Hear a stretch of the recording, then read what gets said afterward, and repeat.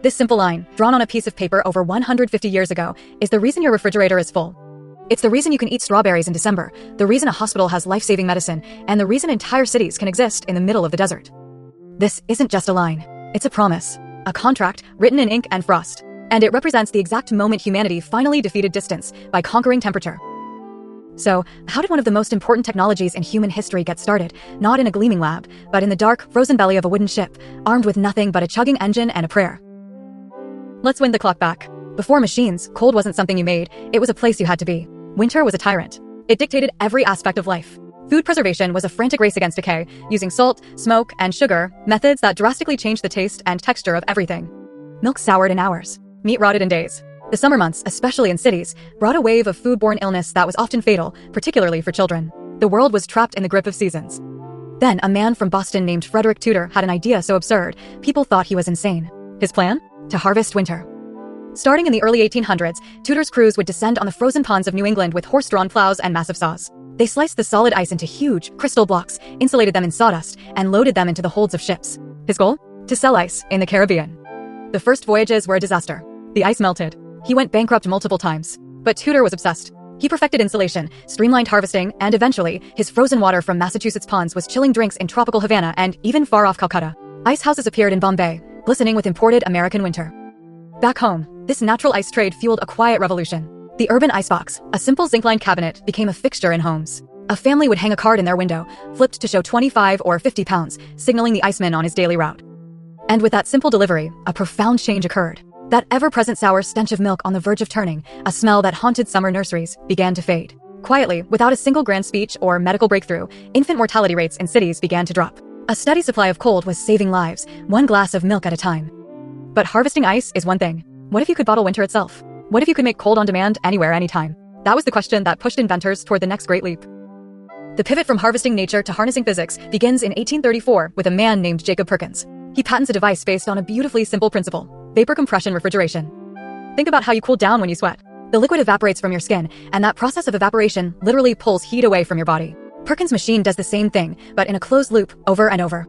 It takes a special fluid, a refrigerant, and puts it under low pressure, causing it to boil and turn into a gas at a very low temperature. This happens in a part called the evaporator, those coils you see at the back of a fridge. As it boils, it absorbs a massive amount of heat from its surroundings, making the inside of the fridge cold. Then, a compressor squeezes that gas, raising its pressure and temperature. The hot, high-pressure gas moves to a condenser, coils on the outside of the unit, where it sheds its heat to the surrounding air and turns back into a liquid. Finally, an expansion valve releases the pressure, the liquid gets cold again, and the cycle repeats. Evaporator, compressor, condenser, expansion valve. It's a four-part mechanical heart, endlessly pumping heat from the inside out. Perkins' invention was groundbreaking, but it was another engineer, the German Carl von Linde, who perfected it in 1876. He tamed ammonia, a highly efficient but dangerous refrigerant, creating powerful compressors that transformed industries. Suddenly, breweries could brew crisp, clean lager year-round, not just in the cool months. Brine-filled coils would snake through their cellars, the steel pipes sweating like cold-skinned animals. For the first time, the air indoors could be made colder and kept colder than the weather outside ever dared to be. The age of artificial winter had begun. But the biggest test was yet to come. It was one thing to chill a basement in Germany. It was another thing entirely to keep a promise of cold across thousands of miles of angry, tropical ocean. Which brings us back to that ship. The year is 1882. We are deep in the hold of the sailing vessel Dunedin. The air is sharp with the tang of ammonia from the brand new Bell-Coleman cold air machine. It thrums, a constant mechanical heartbeat in the cold dark. Each breath you take hangs in the air for a moment, a brief cloud of white vapor before being swallowed by the machinery's hum. All around you, hanging from hooks like giant, pale bells, are nearly 5,000 frozen mutton carcasses. They are a massive wager, the entire fortune of a group of New Zealand farmers who believe they can sell their livestock not just locally, but in the lucrative markets of London, halfway across the world. For 99 days, this ship is a tiny bubble of artificial winter, sailing through the warm Tasman Sea, across the scorching equator, and through the unpredictable Atlantic. Every single hour, the ocean tries to sneak its warmth aboard. Every single hour, the chugging compressor has to fight it back. A single breakdown, a failed seal, a moment of inattention, and this entire cargo could thaw into a worthless, rotting mess. And standing watch over it all is a small, unassuming device, the circular chart recorder. A crewman approaches it, his knuckles tapping the delicate brass stylus. The ink line on the paper trembles, then steadies. It's holding. It's hugging that critical line, minus 10 degrees Celsius. That chart is not a decoration. It's a witness. It's a lie detector. When the Dunedin finally arrives in London, that piece of paper will be the legal proof that the cold never failed, that the promise was kept. And when those docks opened, it was a shockwave. Londoners, accustomed to tough, expensive local meat, were suddenly faced with perfectly preserved, tender lamb from the literal other side of the planet, and it was cheap. It was a provocation. The world map of food had just been completely redrawn. British plates began to fill with sheep that had never once seen English rain. That voyage proved cold could conquer the sea. Now it had to conquer the land. The cold chain needed its next link. The challenge was moving food from the port or the stockyard to the cities. The answer came on rails. Starting in the late 1870s, refrigerated railcars, or reefers, began rolling out of Chicago. These were basically giant, rolling iceboxes, with bunkers at each end packed with natural ice. A Chicago meatpacking baron named Gustavus Swift saw the potential immediately. At the time, cattle were shipped alive from the Great Plains to eastern cities, a stressful, expensive, and inefficient process. The powerful railroad monopolies charged a fortune for it. Swift's idea was radical: slaughter and dress the beef in Chicago, chill it, and ship only the valuable meat east in his own fleet of reefer cars. The railroads refused to carry his cars, fearing he would destroy their livestock transport business. So Swift went around them, striking deals with railroads that didn't have a stake in cattle transport. It worked. He could deliver higher quality, cheaper beef to the East Coast. The great American cattle drive began to wither. The era of the cowboy started its long fade into legend. And for the first time, city dwellers began eating animals they had never seen alive, from places they had never been. The farm was becoming invisible. With the cold chain's arteries of ships and railways now in place, the diet of entire nations began to transform. In the early 1900s, California citrus, once a rare luxury, rode east on those same bunkered railcars. A simple green lettuce, which had to be packed under massive mounds of crushed ice to survive the journey, earned the name it still has today, iceberg lettuce. The very concept of seasonality started to crack, like river ice in a spring thaw. Your location no longer determined your menu. But there was one final frontier: the home. How do you get that deep, industrial cold into the family kitchen? This brings us to the 1920s and an inventor named Clarence Birdseye. While working as a naturalist in the Arctic, he noticed something fascinating. When the Inuit caught a fish, they'd throw it onto the ice in -40-degree winds. It froze almost instantly. And months later, when thawed and cooked, it tasted perfectly fresh, its texture intact. He realized the secret was speed. The slow freezing process in most commercial plants created large ice crystals that shredded the food's cellular structure, turning it to mush when thawed. Birdseye's breakthrough was flash freezing. He developed a machine that clamped fish or vegetables between two metal plates chilled to sub-zero temperatures, freezing them so fast that only microcrystals could form. He preserved the food's memory, its muscle, its flavor. In doing so, he gave birth to an entirely new section of the grocery store and a new aisle in the American imagination. The frozen dinner was just around the corner. At the same time, the noisy, often toxic home refrigerators of the early days got a major upgrade. In 1928, the invention of safer, non-flammable refrigerants called chlorofluorocarbons, or CFCs, made the domestic refrigerator quiet, reliable, and effortless.